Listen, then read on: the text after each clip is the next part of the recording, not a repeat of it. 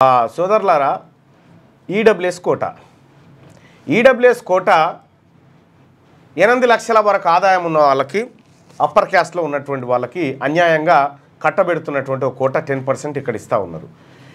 మొత్తం ఈ దేశంలో పేదవాళ్ళు ఎవరైనా ఉన్నారంటే అప్పర్ క్యాస్ట్ వాళ్ళేనట. అప్పర్ క్యాస్ట్ వాళ్ళే, రెడ్లు, వెలమలు, బ్రాహ్మణులు, ఆ తర్వాత వీళ్ళు కమ్మలు, వీళ్ళంతా కలిసి పేదోళ్ళట. ఎట్లా చెప్తున్నాం మళ్ళన్న ఇది అని అంటే ఇగో చూడండి.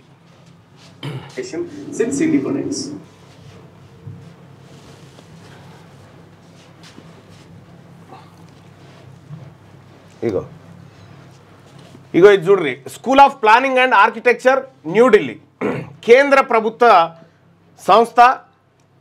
ఫీ నోటీసు పోస్ట్ గ్రాడ్యుయేట్ కోర్సెస్కి సంబంధించినటువంటిది ఫీజు నోటీసులో పెట్టిరు. దాంట్లో ఏంటంటే ఇగో బీసీలకేమో 55,000 ట్యూషన్ ఫీజు అట బీసీలకు, ఓసీలకేమో 0 పేదోళ్ళట, ఫీజే లేదట. ఇగో వీళ్ళకు ఈడబ్ల్యూఎస్ వాళ్ళకి ఇగో ఫీజే లేదట, ట్యూషన్ ఫీజే లేదట, పేదలట, కట్టారట, వాళ్ళ తాను పైసలు లేవని కేంద్ర ప్రభుత్వం వాళ్ళకు 0 పెట్టింది. మీరేం కట్టకున్నా చదువుకోవచ్చని. బీసీ ఓడు చదువుకోవాలంటే 55,000 కట్టానట. చూసుకో ఇగో ఇది ఈడబ్ల్యూఎస్ కథ. న్యాయం గట్లున్నది. ఈ దేశంలో ఒరిజినల్గా బీసీలకు హక్కులు దక్కాలి, రాజ్యాంగంలో వాటా దక్కాలి, రాజ్యాంగం ప్రకారం అన్నిట్లలో వాటా దక్కాలని బీసీలు దశాబ్దాలుగా కొట్లాడుతుంటే బీసీలకు ఏమీలే. అసలు ఈమెను అడిగినోడే లేడు, వాళ్ళకు మాత్రం ఫీజు మాఫీ చేసిరు. మరి ఇదేం దొంగతనం ఇది? ఈ ఈడబ్ల్యూఎస్ను ఖతం చేయాల్సిందే. ఇది దొంగతనంగా పేద వర్గాల నోట్లో మట్టి. ఇప్పుడు మీ పావుషేర్ మీకు వచ్చింది, మరి మిగతాది మాకు ఇస్తాను, మీకేం నొప్పి? మరి అంతే, ఎవరి పావుషేర్ వాళ్ళు తీసుకుంటే అయిపోయా. ఈ రాష్ట్రంలో 6.98% ఉన్నటువంటి అగ్రవర్ణాలు 10% రిజర్వేషన్ తీసుకుంటారు. మరి 60% ఉన్నటువంటి బీసీలకు 27%. మా 60 మాకు ఇవ్వాలి కదా. మన 60 మనకి ఇవ్వకుండా ఇక్కడ ఎంత దొంగతనం చూడ్రి. బీసీ, ఎస్సీ, ఎస్టీ, ఈడబ్ల్యూఎస్ ఇక్కడ బీసీలకు 27%, ఎస్సీలకు 15, వీళ్ళకు ఇప్పుడు 7 10 కదా, 10, వీళ్ళకు 10. వీళ్ళ జనాభాకు వీళ్ళకు కరెక్ట్గా ఇస్తున్నారు, వీళ్ళ జనాభాకి వీళ్ళకి కరెక్ట్గా ఇస్తున్నారు. వీళ్ళ జనాభా కంటే ఇంకెక్కువ ఇస్తున్నారు. ఈడనేమో 60% ఉన్నటువంటి బీసీలకు 27% ఇస్తున్నారు. ఈ మిగిలినటువంటి ఏదైతే 33% ఉందో ఇది ఓపెన్ కేటగిరీలో మళ్ళీ వీళ్ళంతా పోటీ పడవచ్చు అన్నట్టు. అట్లా ఏం దుర్మార్గం ఇది? ట్యూషన్ ఫీజు కాడ వాస్తవానికి ఇక్కడ దీంట్లో మనం అబ్జర్వ్ చేస్తే 5 లక్షల ఆదాయం ఉన్న వాళ్ళకి, 5 లక్షల ఆదాయం ఉన్నోడు 55,000 కట్టన్నట. 8 లక్షల ఆదాయం ఉన్నోడు ఏం కట్టొద్దట, 0. ఇగో ఇది నీతి, ఇది జాతీయ దేశంలో. అందుకోసమే ఈడబ్ల్యూఎస్ అనేటువంటి రిజర్వేషన్ ఇది బీసీల రక్తం దాగుతున్నది. ఇది దొంగతనంగా ఉద్యోగాలు, దొంగతనంగా చదువులు, దొంగతనంగా సీట్లన్నీ కొట్టుకపోతా ఉన్నారు.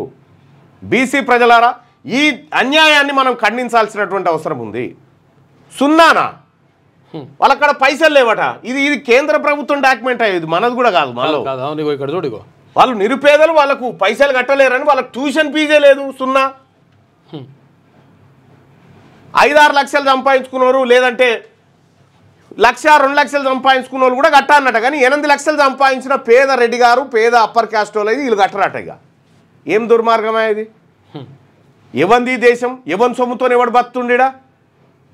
ఈ దేశంలో సంపద సృష్టిస్తున్న వర్గాల నుంచి సంపద ఎంత దొరుకుతుందో మీకు తెలుసు, కానీ ఈ వర్గాలకు ఎంత పంచుతున్నారు మీరు? ఇదొక అంశం. ఇక రెండో అంశం చూడ్రి. ఇట్లా బీసీలకు సంబంధించినటువంటి అంశంలో కేంద్ర ప్రభుత్వం తీసుకొచ్చిన ఈడబ్ల్యూఎస్ కోటా, ఈ కోటా 10% తెలంగాణ రాష్ట్రంలో ఇస్తూ ఉన్నారు. దాంట్లో కూడా ఇప్పుడు వీళ్ళకి పోగా ఈ ఏదైతే 50% ఉందో, 52% ఏదైతే అంటున్నారో 52%, ఇప్పుడు 50% దాటొద్దని చెప్పి ఇందిరా సాని కేసులో చెప్పారు. 50% దాటొద్దని చెప్పి ఇప్పుడు 52 అయింది. అయితే ఎస్టీలకు పెంచుకునే కాడ ఇబ్బంది లేదు ఎందుకంటే వాళ్ళకు జనాభా దామాషా ప్రకారం పెరగాలి, అది రాజ్యాంగం రావాలి. కానీ ఏ రాజ్యాంగంలో లేనటువంటి ఈడబ్ల్యూఎస్ని 10% ఇచ్చి రాజ్యాంగంలో పొందుపరిచిన 60% మంది బీసీలకు 27% ఇచ్చి ఇలా దొంగతనం ఎత్తుకపోతా ఉన్నారు. మరి ఇక్కడ బీసీలకు పెంచుదామంటేనేమో 50% దాటుతున్నాను వాళ్ళు. బీసీలు మనుషులు కాదా? ఎక్కడ న్యాయస్థానాలు ఇవన్నీ? మొత్తం అప్పర్ క్యాస్ట్ వాళ్ళంతా కూర్చొని బీసీల బతుకులతో ఆడతారా? బీసీ వన్కి రిజర్వేషన్ 1% ఇస్తామని అబ్బో వద్దు, ఈ దేశం నాశనం అవుతుందట. ఏ పరీక్షలు రాసి వచ్చిరు సార్ మీరంతా? జడ్జిలు అయ్యారు. ఏ పరీక్షలు రాసి జడ్జిలు అయ్యారు మీరు? డైరెక్ట్ రిక్రూట్మెంట్ రాయండి మీరు కూడా ఒక ఇండియన్ పబ్లిక్ సర్వీస్ కమిషన్ ఎట్లయితే యూపీఎస్సీ ఎట్లయితే యూనియన్ పబ్లిక్ సర్వీస్ కమిషన్ ఉంటుందో దాంట్లో పరీక్ష రాసి రారు మీరు చూద్దాం. కాదు, ఎడ్జిసి టీచర్కి ఆయనకు 1,00,000 పరీక్షలు ఉంటాయి. ఆయన టెట్ రాయాలి, ఆయన బీఈడీ చేయాలి, ముందు డిగ్రీ చేసి ఉండాలి. ఇవన్నీ రాసి వస్తే ఆయన ఎస్జిటి టీచర్ వస్తే మరి ఇలా బతుకులు మార్చి ఐఏఎస్లను ఐపీఎస్లను ప్రశ్నించేటువంటి జడ్జిలకు ఏం పరీక్ష ఉన్నదని ఇవాళ జడ్జీలలో కూడా బీసీలకు అన్యాయమే జరుగుతూ ఉంది. బీసీల ఇష్యూ రాగానే ఓలొల్లి. మరి ఇప్పుడు మాట్లాడదా కోర్టు? ఎట్లనా 8 లక్షలు ఉన్నోనికి 0 ఎట్లా, ఆదాయం లేనటువంటి బీసీల వెనకబడిన తరగతులకు 55,000 ఎట్లా కట్టమంటామని అడగదా జడ్జు? అడగాలి కదా కోర్టు. ఇది అడగదు. ఎందుకంటే ఆడ జడ్జి అప్పర్ క్యాస్టే, వీళ్ళు పాలసీలు చేసేది అప్పర్ క్యాస్టే. మరి బీసీ బిడ్డలకు దక్కాల్సింది ఎందుకు దక్కలేదు? ఇక్కడ లేటెస్ట్ న్యూస్ తెలుగు మరియు ఇంగ్లీష్ అప్డేట్స్ కోసం ఇప్పుడే క్యూన్యూస్ అఫీషియల్ యాప్ ని ప్లే స్టోర్ నుండి డౌన్లోడ్ చేసుకోండి. సరికొత్త సమాచారాల కోసం క్యూన్యూస్ వెబ్సైట్ ని ఫాలో అవ్వండి. ఛానల్లో ప్రాంతీయ, జాతీయ, అంతర్జాతీయ వార్తలు వీక్షించండి. లైక్ చేయండి.